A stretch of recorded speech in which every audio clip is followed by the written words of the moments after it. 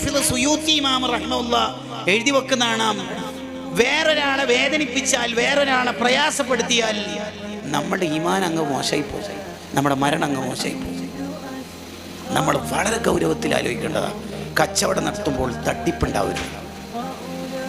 ഹലാലല്ലാത്ത business നമ്മൾ നടത്താൻ പാടില്ല. ഹറാമായ സമ്പാദ്യമാണ് നമുക്കുള്ളതെങ്കിൽ ആ സമ്പാദ്യം കൊണ്ട് വളർത്തിയ മക്കൾ സ്വാലിഹീങ്ങളാവില്ല, ആ തലമുറ തന്നെ കേടുവരും.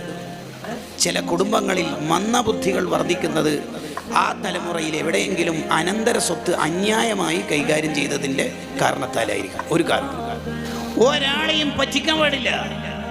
ഇബ്നുൽ ഹാജി റളിയല്ലാഹു അൻഹു തൻ്റെ മദ്ഖലിൽ പറയുന്നുണ്ട് ചില കച്ചവടക്കാർ നടത്തുന്ന തട്ടിപ്പിനെ കുറിച്ച്. എന്താ അവർ പറയാ?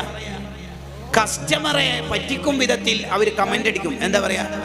ഈ സാധനം നാട്ടിൽ എവിടെയും കിട്ടാത്തതാണ്, ഞാൻ വളരെ അധ്വാനിച്ചിട്ട് കൊണ്ടുവന്നതാണ്, നിങ്ങൾക്കായതുകൊണ്ടാണ് ഈ വിലക്ക് ഞാൻ തരുന്നത്, ഞാനും നിങ്ങളും തമ്മിലുള്ള ബന്ധത്തിൻ്റെ പേരിലാണ്, ഇതാരോടും നിങ്ങൾ പറയാനും പാടില്ല എന്ന് പറഞ്ഞ് ഫുൾ കമൻ്റ് ചെയ്യും. പച്ച കളവായിരിക്കും അയാൾ പറയണത്. ആ കച്ചവടം പച്ച ഹറാമായിട്ടാണ് മഹാനവറുകൾ അവിടെ പരിചയപ്പെടുത്തുന്നത്. ഇത് എവിടെയും കിട്ടൂല, നാട്ടിൽ നിന്ന് എവിടെയും. താഴ്വാന്ന് കൊടുന്നതാ, ഡൽഹിയിൽ നിന്ന് കിട്ടിയതാ, ചിലയിടങ്ങളിലൊക്കെ ഇതിന്റെ വിലകേട്ടങ്ങൾ ഞെട്ടും എന്നിങ്ങനെ കമന്റ് അടിക്കുകയാണ്. ഈ സമ്പാദ്യം കൊണ്ട് നീ മക്കളെ പോറ്റിയാൽ എങ്ങനെയാ മക്കൾ സ്വാലിഹീങ്ങളാവുക എന്ന് ഇമാം ഇബ്നു ഹജർ തങ്ങൾ തൻ്റെ സവാജിറിൽ ചോദിക്കുന്നുണ്ട്. നിന്റെ ഭാവിയിലുള്ള തലമുറ നന്നാവണമെങ്കിൽ നീ ഇപ്പോൾ നടത്തുന്ന കച്ചവടം പൂർണ്ണമായും ഹലാലായിരിക്കണം. ഏതെങ്കിലും ഒരു മനുഷ്യനെ പറ്റിച്ചാൽ, വഞ്ചിച്ചാൽ, അയാളെ ഏതെങ്കിലും തരത്തിൽ ബുദ്ധിമുട്ടിച്ചാൽ നമ്മുടെ മരണമാണ് മോശാവുക എന്ന വിചാരം നമുക്കുണ്ടാവും.